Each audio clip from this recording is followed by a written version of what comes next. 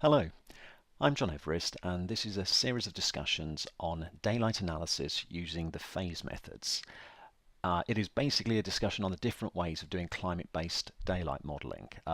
If you're doing climate-based daylight modeling, you will be using one of the phase methods, whether you're aware of it or not. The way I'm going to talk you through it is via this most excellent document by Sarath, called Daylight Simulations with Radiance Using Matrix-Based Methods. The particular version has just got a couple of my notes on it, so just excuse those. But one of the reasons I'm doing this is he's already done all the heavy lifting, and it's well documented.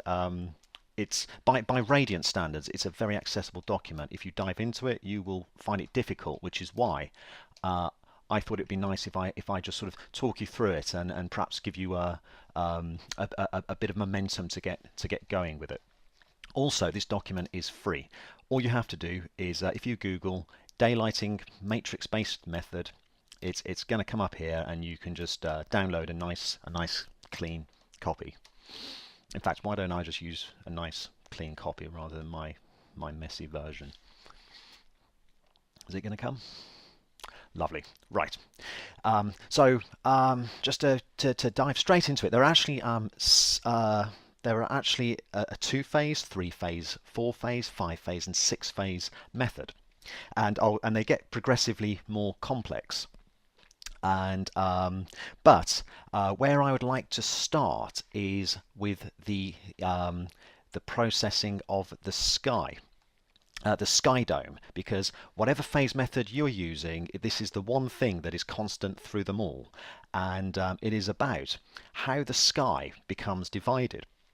Because when you're doing climate-based daylight modeling, you have to, the only way it can be feasible, because you're going to do a calculation for most likely every hour of the year, which is, or let's say every daylit hour of the year, which is somewhere in the regions of 4,400 hours.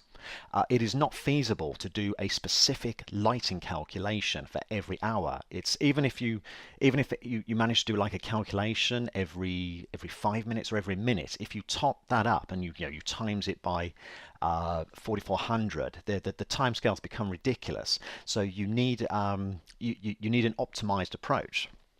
And it is a very elegant method the way it works, and it is to take your sky dome, which is here just a constant sky dome, and what you do is you do something called you discretize the sky dome.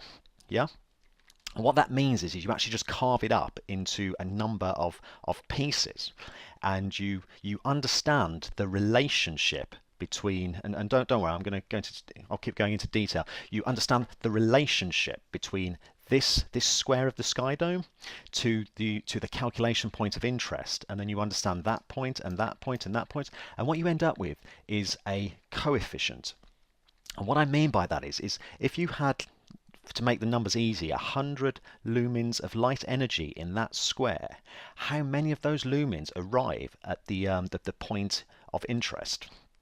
Okay, and once you know that, obviously you can work out your coefficient, and then as that changes over every hour of the year, you can then understand the resulting change at your calculation points. So you only have to do your ray tracing calculation once, and then it is a simple multiplication sum for every other hour of the year. And it sounds like a lot, so then you need to do it. So like if there's, let's say, 144 piece patches to your sky dome, and let's say you have 100 calculation points, that's still a times 4,400 whatever daylit hours. That's still a lot of maths, but the computer will just do that in a blink of an eye. So but I did manage to dig out another presentation I made just to sort of labour this point of dividing up the sky dome and how that works. So when you start off with your energy plus weather file, or to be more true, that's a typical record year file, what it will give you is the sunlight contribution, so purely only from the sun. And it will also give you the skylight contributions, and that is from the general areas of the sky where the sun is not present, which is obviously the vast majority. And as you can see, the sun vanishes in areas, and that is because it's going behind clouds and such. And you can see how it makes this eye shape because, of course, this is nighttime around here. Now, what the computer will do is take those this data and build a skydome. And so notice the hours here. So this is basically a skydome if we were in London, which is just based. I choose London because I just happen to live in London. And it is for the, not that it's relevant, but it's the 21st of July at 6 o'clock till 7 o'clock. This is the energy. It's in this particular one. It's kilowatt hours per square meter. You can very easily the computer can just translate that into lumens. Off the top of my head, the conversion factor is for radians is 179. But as you can see, so as the morning moves on, you can see like a light energy coming into the sky, and you can see how every sky patch is getting loaded with different quantities of light energy over the course of the day. And so if we already know the, let's say under our sky dome, inside our sky dome was the room we are interested in. If we know the relationship of this patch, and that patch to all the calculation points inside our room, we all we need to do is do a simple bit of math and just adjust the luminous quantity in each of these squares as the day progresses.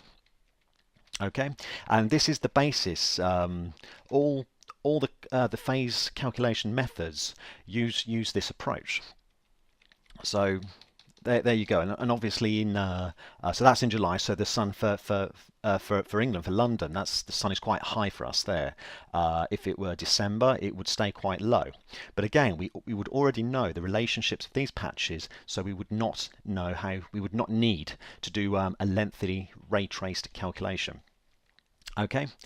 So, with that being said, I've given you some sort of background information, and we can push forward and look at how. Let me see if there's a color image. There is there.